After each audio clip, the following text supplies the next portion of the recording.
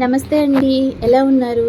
ఈ రోజుటి వీడియోలో క్యారెట్ ఫ్రై ఎలా చేయాలో చూద్దాము. అందుకోసం అని ఒక 10 క్యారెట్లు తీసుకున్నాను నేనైతే. ముందుగానే కట్ చేసి తురుము పట్టుకోవాలి. అట్టుకోండి. ఒక ఆనియన్, 2 కరివేపాకు రెబ్బలు తీసుకోవాలి.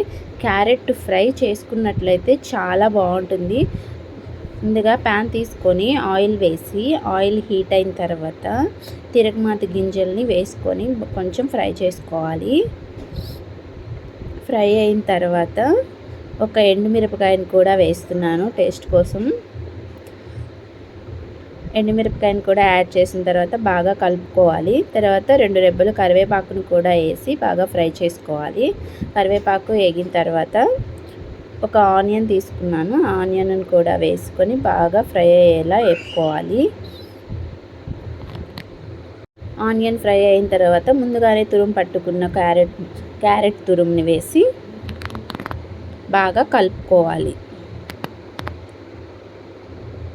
క్యారెట్ మన హెల్త్కి చాలా మంచిది. విటమిన్ సి ఎక్కువ ఉంటుంది. మన స్కిన్కి మంచిది, హెయిర్కి మంచిది, చాలా మంచిది. ఇదిగోండి, ఇలా ఫ్రై అయిపోయిన తర్వాత క్యారెట్ తురుమును కూడా వేసి బాగా ఫ్రై చేసుకోవాలి. ఇదిగోండి, బాగా కలుపుకోవాలి. కలుపుకున్న తర్వాత ఒక హాఫ్ స్పూన్ పసుపును కూడా యాడ్ చేసుకోవాలి. టేస్ట్కి సరిపడా సాల్ట్ని కూడా యాడ్ చేసుకొని బాగా ఫ్రై చేసుకోవాలి. క్యారెట్ జ్యూస్లా తీసుకున్నట్లయితే స్కిన్ చాలా గ్లోయింగ్గా ఉంటుంది, చాలా బాగుంటుంది. మన కంటికి కూడా చాలా మంచిది. సో క్యారెట్ జ్యూస్గా కూడా తీసుకొని తాగండి, హెల్త్కి చాలా మంచిది. ఇలా క్యారెట్ ఫ్రై కూడా చేసుకున్నట్లయితే అప్పుడప్పుడు చాలా బాగుంటుంది, చాలా టేస్టీగా ఉంటుంది. ఇదిగోండి, ఇట్లా ఫ్రై అయిపోయిన తర్వాత చూసారు కదా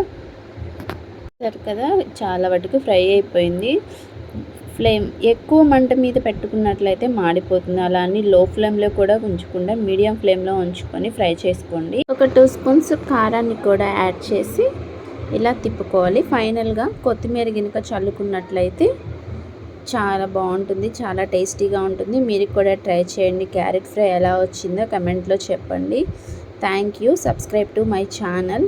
ఎన్నో ఆరోగ్య ప్రయోజనాలు ఉన్న సింపుల్ అండ్ ఈజీ మెథడ్లో క్యారెట్ ఫ్రై ఎలా చేయాలో చూసారు కదా ఫ్రెండ్స్.